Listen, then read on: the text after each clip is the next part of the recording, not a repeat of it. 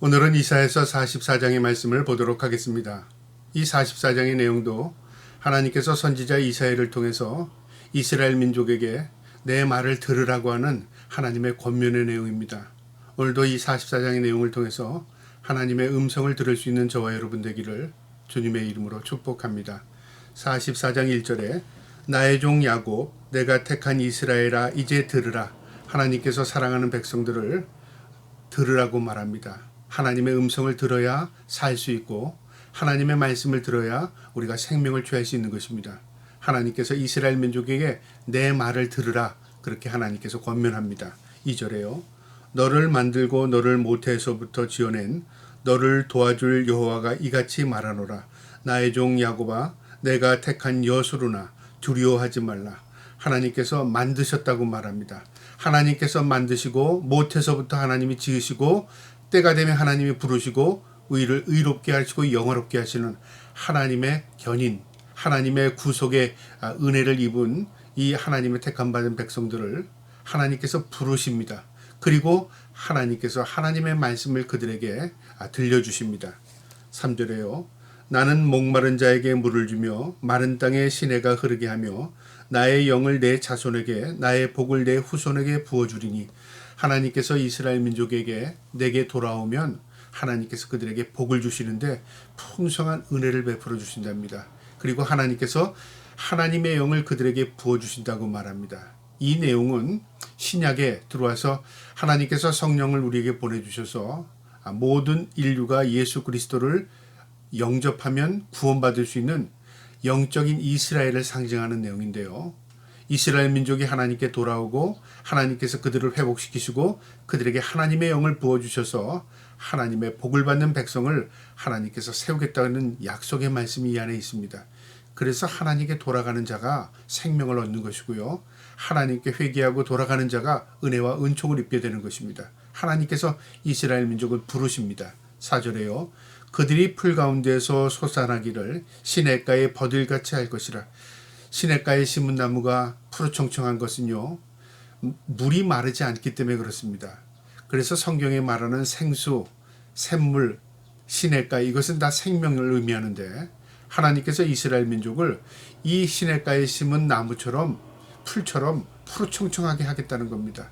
소생하게 하겠다는 약속입니다. 5절에요. 한 사람은 이르기를 나는 여호와께 속하였다 할 것이요 또 한 사람은 야곱의 이름으로 자기를 부를 것이며 또 다른 사람은 자기가 여호와께 속하였음을 그의 손으로 기록하고 이스라엘의 이름으로 존귀히 여김을 받으리라. 하나님께서 이 이스라엘 민족을 통해서 열방의 예수 그리스도의 복음을 증거하고 그 예수 그리스도를 통해서 우리가 구원의 놀라운 은혜를 입는 것처럼 하나님께서 이스라엘 민족을 통해서 열방의 하나님의 살아계심을 보이겠다는 겁니다. 그래서 많은 열방, 이 이방 민족들이 나는 여호와에 속했다. 나는 하나님의 이름을 부르겠다. 나는 그분에게 속해 있다. 하나님만이 나를 존귀케 한다. 이렇게 고백하는 은혜를 입게 된다 그 말이죠. 그러니까 이스라엘이 하나님 앞에 온전히 숨으로 열방이 하나님의 살아계심을 보게 되는 것입니다. 그래서 마지막 때의 징표는 이스라엘이 하나님께 돌아오는 것입니다. 그렇게 되면 열방에서 예수 그리스도를 구주로 영접했던 모든 이방인들이 이스라엘을 통해서 살아계신 하나님을 경배하게 되고 그리고 하나님이신 예수 그리스도께서 마지막 때 심판주로 이 땅에 임하시게 되는 것입니다. 6절에요. 이스라엘의 왕이 여호와 이스라엘의 구원자인 만군의 여호와가 이같이 말하노라. 나는 처음이요 나는 마지막이라 나 외에 다른 신이 없느니라. 이스라엘 민족에게 분명히 말씀하십니다.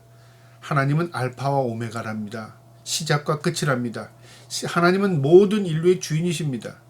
그분 외에는 하나님이 계시지 않습니다. 그분 외에는 어떤 신도 신이 아닙니다. 그러니까 하나님께서 이스라엘 민족에게 분명하게 명확하게 말씀해 주셨습니다. 신은 없다.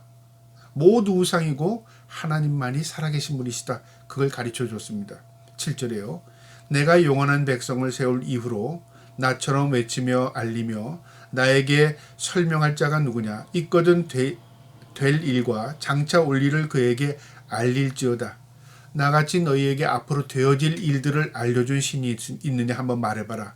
그리고 나에게 모든 것들을 너에게 가르쳐주는 신이 있는가 말해봐라. 없다 그 말이죠. 하나님은 우리의 과거뿐만 아니라 현재와 미래를 제시해 주십니다.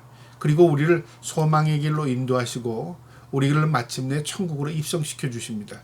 그래서 우리가 주님을 따라가는 것은 생명의 길이고 또 그 주님이 우리의 길을 앞서 가시면서 예수 그리스도께서 우리의 참 목자가 되어 주신다고 말씀해 주셨습니다. 그러니까 우리는 주님을 따르면 생명의 길, 푸른 초장 잔잔한 물가로 인도함을 받게 되는 것입니다. 8절에요. 너희는 두려워하지 말며 겁내지 말라.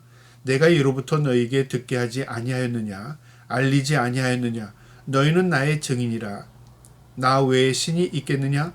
과연 반석은 없나니 다른 신이 있음을 내가 알지 못하노라. 너희가 증인이다 그 말이죠. 무엇으로 증인이냐면 과거의 역사를 돌아보면 하나님께서 홍해를 가르시고 이스라엘 민족을 구속해내시고요. 하나님께서 요단강을 건너게 하시고 가나안 땅을 하나님께서 약속의 땅으로 주셨습니다. 하나님께서 모두 그 약속을 이루셨습니다. 하나님은 약속하시고 그 약속을 실천하시고 그 약속 가운데 하나님의 백성들을 머물게 하십니다. 그 외에 다른 신은 없었다 그 말이죠. 너희에게 있어서 진정한 반석은 바로 여호와 하나님이라 그 말입니다. 반석이라는 것은 우리를 보호해주고 우리를 지켜주시고 우리의 숨을 피난처가 되는 것입니다. 하나님 외에는 우리의 참된 피난처가 없다 그 말입니다. 9절에요. 우상을 만드는 자는 다 허망하도다. 그들이 원하는 것들은 무익한 것이거늘 그것들이 증인들을 보지도 못하며 알지도 못하니 그러므로 수치를 당하리라. 우상을 만드는 것은 다 허망할 뿐만 아니라 그 우상에 속해 있는 모든 자들은 다 수치를 당한답니다. 우상은 하나님이 가증스럽게 여기는 것이고요. 우상을 섬기는 것은 가장 어리석은 자입니다. 그래서 하나님께서 이스라엘 민족에게는 어떠한 경우라도 우상을 섬기지 말랍니다. 하나님이 싫어하고 미워하는 것이라고 분명히 말씀해 주셨습니다. 오늘날 우리에게의 우상들은 여러 가지가 있을 수 있어요. 재물도 우상이 되고요. 우리의 권력, 명예도 우상이 되고요. 또 우리가 추구하는 모든 것들, 하나님의 자리에 다른 거 올려놓으면 모두 우상이 될 수 있는 것입니다. 그래서 우리가 주의 깊게 그것을 관찰해야 하고요. 우리가 혹시라도 하나님 외에 다른 거 섬기지 않는가 우리 자신을 돌아봐야 하는 것입니다. 10절에요. 신상을 만들며 무익한 우상을 부어 만드는 자가 누구냐? 신상 우상을 만드는 자가 누구냐? 그 어리석은 자가 누구냐? 하나님 말씀하시는 겁니다. 11절에 보라. 그와 같은 무리들이 다 수치를 당할 것이라. 그 대장장이들은 사람일 뿐이라. 그들이 다 모여서서 두려워하며 함께 수치를 당할 것이라. 그 우상을 만드는 자들은 다 어리석을 뿐만 아니라 그들이 가지고 있는 그 재능을 가지고 그 우상을 만드는 자체가 어리석다 그 말입니다. 그래서 여기 대장장이라는 것은 대장장이는 쇠를 녹여서 부어서 그것을 쳐서 만듭니다. 모두 인간의 수고로 만드는 겁니다. 그리고 그것을 섬깁니다. 그러니까 참으로 어리석은 것이라 그 말이죠.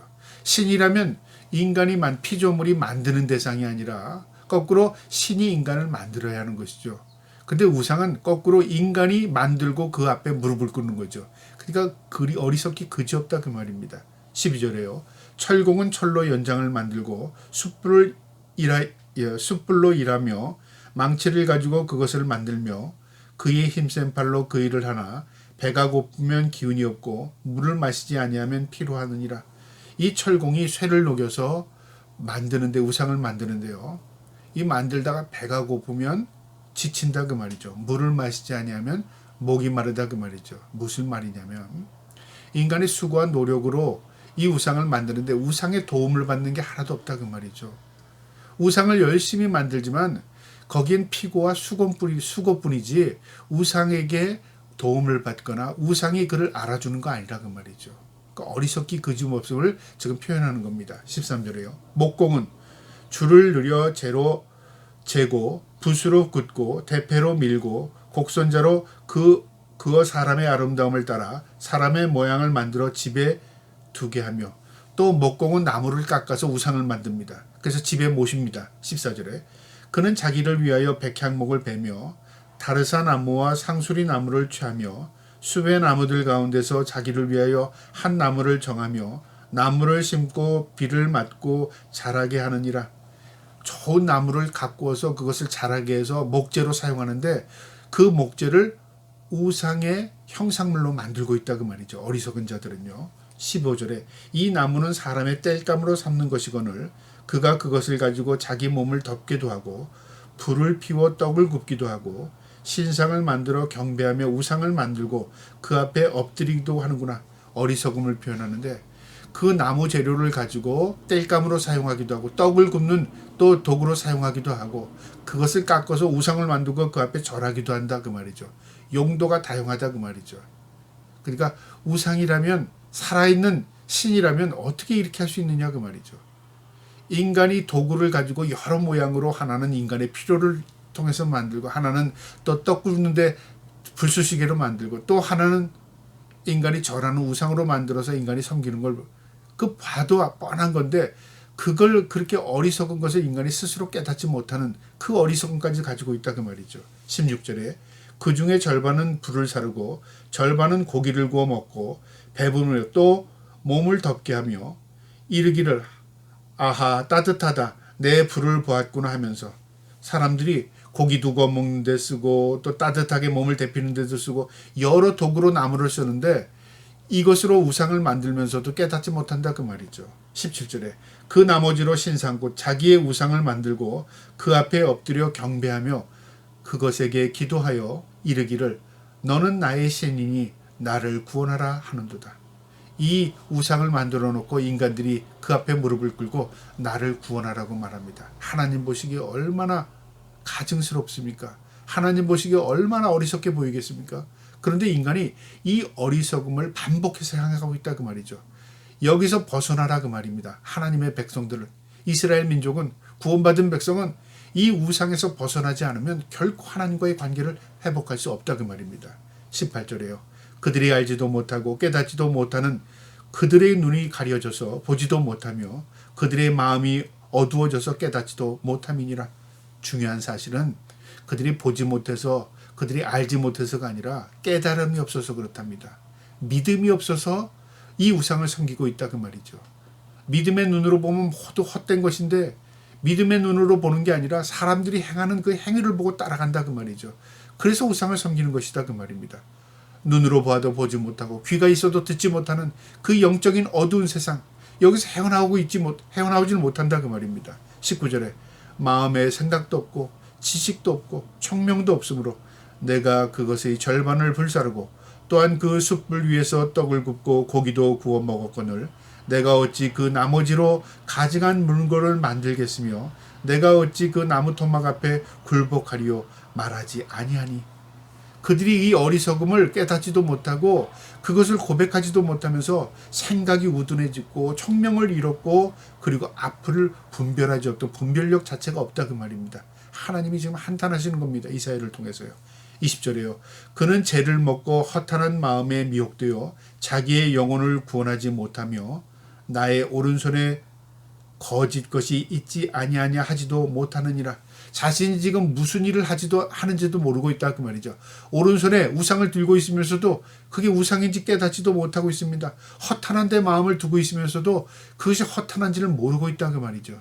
그래서 하나님께서 지금 안타까워하는 것입니다. 여러분 우리가 우상을 섬기고 우리가 안타까워한다면 그건 믿음입니다. 그런데 우상을 섬기는 자들은요. 내가 우상을 섬기면서도 우상 섬기는지도 모르고 안타까움도 없습니다. 그것을 보는 하나님이 마음 아파하시고 안타까워하십니다. 그래서 선지자 이사야를 통해서 이스라엘에게 깨닫게 하는 겁니다. 이 성경 말씀을 통해서 오늘날 살아계신 하나님께서 우리 성도들에게 말씀하시는 겁니다. 21절에요. 야곱아 이스라엘아 이 일을 기억하라. 너는 내 족이니라. 내가 너를 지었으니 너는 내 족이니라. 이스라엘아 너는 나에게 잊혀지지 아니하리라.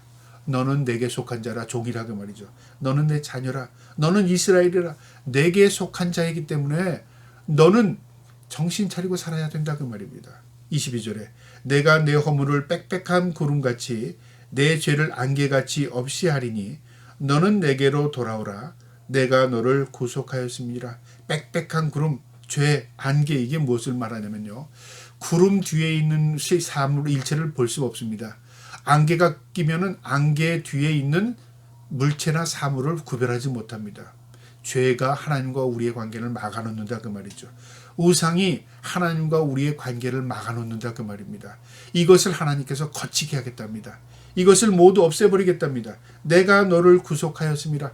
그러니까 구원은 우리가 구원받을 존재라서 구원받는 게 아니라 전적인 하나님의 은혜가 우리에게 임한 것입니다. 그래서 우리가 깨달아야 하는 것입니다. 하나님께 돌아가자. 하나님을 찾자. 하나님을 만나자. 이것이 하나님의 택함받은 백성의 믿음의 회복입니다. 23절에요. 여호와께서 이 일을 행하셨으니 하늘아 노래할지어다. 땅의 깊은 곳들아 높이 부를지어다. 산들아 숲과 그 가운데 모든 나무들아 소리내어 노래할지어다. 여호와께서 야곱을 구속하셨으니 이스라엘 중에 자기 영광을 나타내실 것입니다. 하나님이 하셨다 그 말이죠. 하나님이 구속하셨고 하나님이 부르시고 하나님이 구원하셨다 그 말이죠. 모든 자연 만물아 이 놀라운 구원의 섭리를 찬양하자. 하나님이 자기 스스로 영광을 드러내신 것이다 그 말이죠.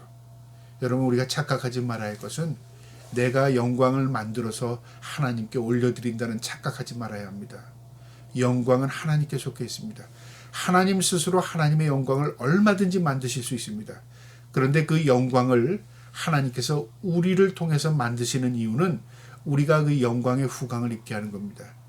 그래서 하나님께서 우리를 택하셔서 우리에게 일을 시켰을 때는 내가 유능해서 내가 능력이 있어서가 아니라 하나님께서 우리를 긍휼히 여기신 겁니다. 그리고 하나님께서 우리를 동력자로 삼아주신 것입니다. 그러니까 내가 주의 일을 할 수 있는 것 전적인 하나님의 은혜인 것입니다.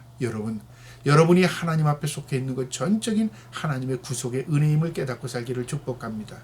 24절에요.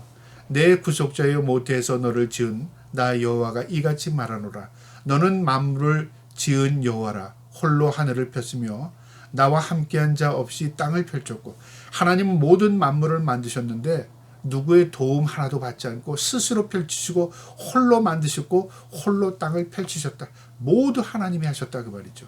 너를 만든 것, 너를 너의 부모에게서 태어나게 한 것, 자연의 모든 섭리를 하나님께서 지금도 다스리신 것, 너의 모든 것 하나님이 다 하신 것이다 그 말이죠. 25절에 헛된 말을 하는 자들의 징표를 패하며 점치는 자들의 미치게 하며 지혜로운 자들을 물리쳐 그들의 지식을 어리석게 하며. 세상 사람들을 말합니다. 헛된 말하는 자들, 미래가 이렇고 어떻다느니 앞으로 어떻게 될 것이니 하나님 보시기엔 다 헛된 겁니다. 점치는 자들, 앞으로의 미래가 이렇게 될 것입니다. 당신은 이렇게 될 것입니다. 그들을 미치게 만든답니다. 그러니까 내가 내 수렁에 빠지게 만드는 거죠. 지혜로운 자들은 물리쳐 지식을 어리석게 만든답니다. 세상의 지식이 하나님께 속해 있지 않으면요, 그 지식으로 우리가 오히려 망하게 됩니다. 지식이라는 것만 축적된 어떤 거냐면 지식이죠. 세상을 통해서 경험되어진 것이죠. 그러나 세상에 경험되어진 것 가지고 미래를 예측하는 것, 어느 정도의 도움이 될지 모르지만 그것이 정답이 아닐 때가 많다 그 말이죠. 왜냐하면 미래의 주인은 하나님이십니다. 그래서 역사의 주인에게 물어야 하는 것이고요. 하나님의 말씀을 통해서 깨달아야 되고요. 그리고 하나님께 우리가 다가갈 때 하나님께서 우리에게 지혜를 통해서 우리에게 깨닫게 해주십니다. 그러니까 하나님께서 하나님의 세상을 하나님이 만들어 가시는 하나님의 섭리 아래 있는 것입니다. 우리는 그 구속의 은혜 아래서 살아갈 때 미래의 모든 것들을 하나님께 맡기고 살 수 있는 것입니다. 26절에요. 그의 종의 말을 세워주며 그의 사자들의 계획을 성취하게 하며 예루살렘에 대하여는 이르기를 거기에 사람이 살리라 하며 유다 성읍들에 대하여는 증거될 것이라 내가 그 황폐한 곳을 복구시키리라 하며. 무슨 말이냐면요, 하나님께서 모두를 회복시키시는데 종들의 말을 세운다. 선지자들의 말입니다. 하나님께서 이스라엘에게 선지자를 보내서 말씀하셨습니다. 그 모든 말씀이 세워주신답니다. 그러니까 하나님께서 모든 것을 응답해 주시고 그 말대로 이루신다 그 말이죠. 하나님의 사자들의 계획을 성취하신답니다. 그러니까 하나님의 대리자들을 말하게 하셨고 그 말씀하시는 본체는 하나님이십니다. 그 말씀이 그대로 이루어지게 한답니다. 그리고 이스라엘을 회복시킨답니다.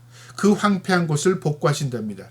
이 일은 이미 이스라엘 민족이 바벨론 포로 생활에서 해방됨으로 경험되었고요. 이제 마침내 하나님의 택함받은 열방들이 마지막 주님 앞에 서는 날, 세상의 심판날 모든 게 회복되는 것을 우리가 보게 될 것입니다. 27절이에요. 기품에 대하여는 이르기를 마르라 내가 내 강물들을 마르게 하리라. 하나님께서 이제 이 바벨론을 심판하시겠다는 내용입니다. 이 기품, 그러니까 이스라엘 민족을 구속했던 이 권력의 힘, 이 힘을 하나님께서 모든 것을 쓸어버리겠다는 거죠. 그리고 내 강물을 마르게 하리라. 이 바벨론을 하나님께서 마르게 하겠다. 그러니까 막강했던 이 세력이 하루아침에 소멸됩니다. 그 기적 같은 일이 벌어지게 하겠다 그 말이죠. 마지막 28절입니다. 고레스에 대하여는 이르기를 내 목자라 그가 나의 모든 기쁨을 성취하리라 하며 예루살렘에 대하여는 이르기를 중건되리라 하며 성전에 대하여는 내 기초가 놓여지리라 하는 자니라. 여기 놀라운 예언의 말씀을 이름까지 거론하는데요.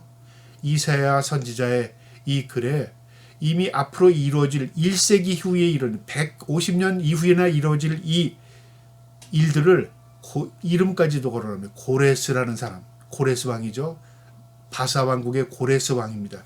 이 사람을 통해서 하나님께서 일하시는데 하나님께서 이 고레스는 내 목자랍니다. 하나님께서 도구로 사용하신답니다. 그가 나의 모든 기쁨을 성취하리라. 하나님께서 이스라엘을 회복하는 일에, 하나님께서 성전을 회복하는 일에 이 고레스 왕을 사용하겠다는 겁니다. 예루살렘에 대하여는 이르기를 중건되리라. 예루살렘의 성전이 증건되겠답니다. 세워지겠다 그 말이죠. 하며 성전에 대하여는 내 기초가 놓여지리라 하는 자니라. 이 고레스의 칙령을 통해서요 이스라엘 민족이 고향으로 돌아가게 됐고요. 고레스의 칙령을 통해서 성전이 준공됩니다. 그러니까 이스라엘 스스로 그것을 힘써서 세웠고 이스라엘이 노력해서 고향으로 돌아간 게 아니라 모두 하나님의 섭리 가운데 하나님의 말씀대로 그대로 이루어진 것을 우리는 역사를 통해서 성경을 통해서 보게 된 것입니다. 그래서 역사의 주인이 하나님이십니다. 그것을 우리가 알게 된 거죠. 여러분 오늘 이 말씀을 우리의 마음에 새기시고요. 세상에 지금도 앞으로 되어질 모든 일들도 하나님의 손에 있습니다.